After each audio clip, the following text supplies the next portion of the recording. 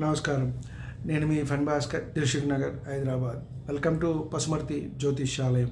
Please do subscribe my channel for more videos. Video నచ్చినట్టయితే like చేయండి, మీ బంధుమిత్రుల శ్రేయోభిలాషులకి కూడా షేర్ చేయండి. ఇంతవరకు ఛానల్ సబ్స్క్రైబ్ చేసుకున్నట్టయితే సబ్స్క్రైబ్ చేసుకోండి. నా తదుపరి వీడియోలు అన్నీ కూడా అందుబాటులో ఉంటాయి. మనము జ్యోతిష్య విజ్ఞాన కార్యక్రమంలో భాగంగా వైద్య జ్యోతిష్యము, జ్యోతిర్వైద్యము అని రెండింటికి అనుసంధానం చేసుకుంటూ కూడా కొన్ని వీడియోస్ చేసుకోవటం జరుగుతోంది. కాబట్టి ఏ ఏ మహర్దశల్లో ఎటువంటి అనారోగ్యాలు రావచ్చు, వచ్చే అవకాశం ఉంది, సంభవించవచ్చు అని తెలుసుకుంటూ వాటికి వైద్యపరమైన సలహా సంప్రదింపులు, ట్రీట్మెంట్ తీసుకుంటూనే జ్యోతిష్యపరమైన సలహాలు కూడా అంటే పరిహారాలు కూడా చేసుకుంటున్నాం.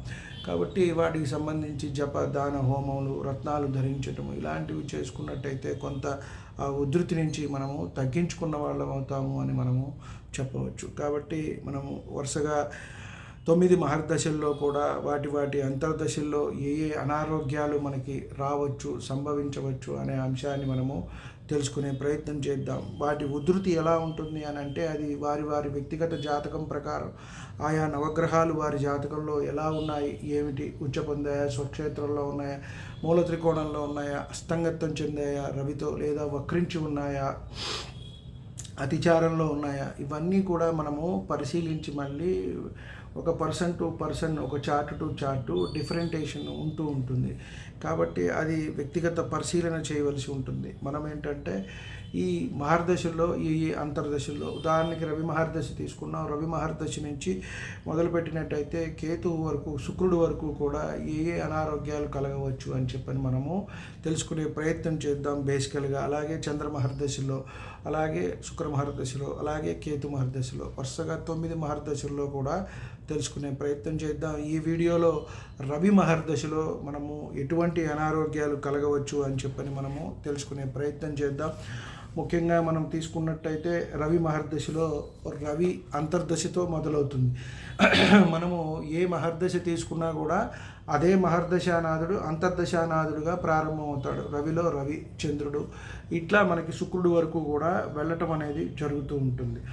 మనం ముఖ్యంగా తీసుకున్నట్టయితే రవి మహర్దశలో, రవి అంతర్దశలో మనకి జ్వరములు ఎక్కువగా వచ్చే అవకాశం కనబడుతుంది. వేడి కారణంగా వచ్చే అనారోగ్యాలు కూడా కొంతమందికి వేడి మీద ఉంటుంది. ఎప్పుడు కూడా కొంత వాటికి సంబంధించిన ఉష్ణ వాతావరణానికి, అలాగే మనకి ఉష్ణం ఎక్కువగా ఉండి మనము వాతము, కఫము, పిత్తము ఈ మూడుటి వల్లే ఎక్కువగా అనారోగ్యాలు అనేవి వస్తూ ఉంటాయి. ఈ ఉష్ణం కారణంగా వచ్చే అనారోగ్యాలు అనేది మనము చెప్పవచ్చు. అలాగే రవి మహర్దశలో, చంద్ర అంతర్దశలో విరోచనాలు ఎక్కువగా అయ్యే అవకాశం ఉంటుంది. జల సంబంధ రోగాలు కూడా వచ్చే అవకాశం ఉంటుంది. అంటే లంగ్స్కి సంబంధించిన ఎక్కువగా కూడా వస్తూ ఉంటాయి. లంగ్స్లో వాటర్ వచ్చే అవకాశం, హార్ట్కి సంబంధించిన రోగాలు వచ్చే అవకాశం అనేది ఉంటుంది. అదే కుజ అంతర్దశల్లో గాయాలు, జ్వరములు ఎక్కువగా మనకి దేనివల్లైనా దెబ్బలు తగలటము, గాయాలు, యాక్సిడెంట్స్ ఇలాంటివి జరిగే అవకాశం ఉంటుంది అని మనం చెప్పవచ్చు.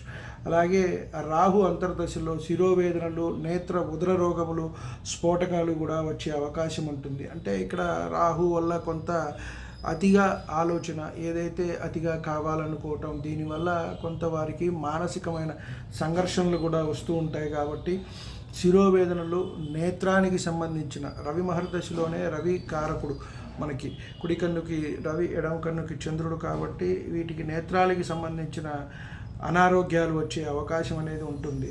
అదే గురు అంతర్దశలో ఛాతీకి సంబంధించిన రోగాలు వచ్చే అవకాశం ఉంటుంది అని మనము చెప్పవచ్చు.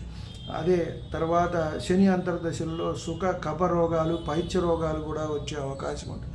మనం ఇందాక చెప్పుకున్నట్టుగా ఏ రోగమైనా సరే శరీరంలో మనకి 3 కొంచెం సమానత్వం తగ్గటం, హెచ్చుతగ్గులు అవటం వల్లే మనకి ఎక్కువగా అనారోగ్యాలు అనేవి వస్తూ ఉంటాయి. వాత, పిత్త, కఫం. కాబట్టి ఇవన్నిటినీ కూడా ఎప్పుడు సమతుల్యం చేసుకుంటూ మనము ఉండాలి. కాబట్టి కఫ రోగాలు, పైత్య రోగాలు, సుఖ సంబంధించిన రోగాలు కూడా వచ్చే అవకాశం ఉంది. ఇక్కడ రవికి, శనికి కొంత ఇబ్బంది ఉండటం వల్ల వారి వ్యక్తిగత జాతక చక్రంలో ఎలా ఉన్నాడు అనేది కూడా మనము పరిశీలించాలి. అలాగే బుధ అంతర్దశల్లో కురుపులు, చర్మరోగాలు, క్షయ, పచ్చకామెర్లు, వచ్చే అవకాశం అనేది ఎక్కువగా ఉంటుంది అని మనం చెప్పవచ్చు. బుధుడికి సంబంధించిన ఇటువంటి అనారోగ్యాలు మనకి వచ్చే అవకాశం ఉన్నది. అదే కేతు అంతర్దశలో కాళ్ళల్లో నొప్పులు, శిరోవేదనలు, తలకి సంబంధించిన వేదనలు కూడా రావచ్చు అని చెప్పారు. అదే శుక్ర అంతర్దశలో ఉదరశూల నొప్పులు, ఉదరోగములు అని చెప్పని అన్నారు. అంటే పొట్టకి సంబంధించిన అనారోగ్యాలు, అలాగే దానికి కింద కొంచెం పొత్తి కడుపు కింద వచ్చే అనారోగ్యాలు కూడా మనము చెప్పవచ్చు అని చెప్పని మనం చెప్పవచ్చు. ఆడవారికి వచ్చే కొంచెం ఇబ్బందులు కూడా ఈ శుక్ర అంతర్దశలో కలుగుతాయి అని మనం చెప్పవచ్చు. కాబట్టి రవి మహర్దశలో వీటికి సంబంధించిన కొన్ని అనారోగ్యాలు వచ్చే అవకాశం ఉంటుంది ఆయా అంతర్దశల్లో. ఇది మొత్తం 6 సంవత్సరాలు ఉంటుంది. ఈ 6 సంవత్సరాల్లో కూడా రవి మహర్దశలో వీటి అంతర్దశల్లో రవి నుంచి శుక్రుడి వరకు తీసుకుంటే ఇటువంటి అనారోగ్యాలు మనకి వచ్చే అవకాశం ఉండవచ్చు అని మనం చెప్పవచ్చు. మళ్ళీ ఈ గ్రహాలు ఎక్కడెక్కడ ఉన్నాయి, వాటి స్వక్షేత్రమా మిత్రక్షేత్రమా, ఏ ఏ గ్రహాలతో కలిసి ఉన్నాయి అనే దాన్ని బట్టి ఈ ఉధృతి తీవ్రత అనేది కొంచెం అటు ఇటుగా ఉంటుంది అని మనం చెప్పవచ్చు. దానికి సంబంధించి అలాగే రవి ఉన్న నక్షత్రాధిపతికి, రాశ్యాధిపతికి కొంత జపదాన హోమములు చేసుకున్నట్టయితే కొంత మంచి జరుగుతుంది. అలాగే అంతర్దశానాథుడికి, అలాగే విదశ, సూక్ష్మదశ, ప్రాణదశ ఇవన్నీ కూడా పరిశీలించుకుంటూ ముందుకు వెళ్ళవచ్చు. అలాగే వైద్యపరమైన సలహా సంప్రదింపులు కూడా తీసుకున్నట్టయితే మనకి ట్రీట్మెంట్తో పాటు ఈ జ్యోతిష్యపరమైన పరిహారాలు కూడా చేసుకున్నట్టయితే కొంత ఉధృతిని మనము తగ్గించుకున్న వాళ్ళం అవుతాము అని మనము చెప్పవచ్చు. సర్వే జనా సుఖినో భవంతు. శాంతి శాంతి శాంతి. వీడియో నచ్చినట్టయితే లైక్ చేయండి. మీ బంధుమిత్రులు, శ్రేయోభిలాషులకి కూడా షేర్ చేయండి. ధన్యవాదాలు.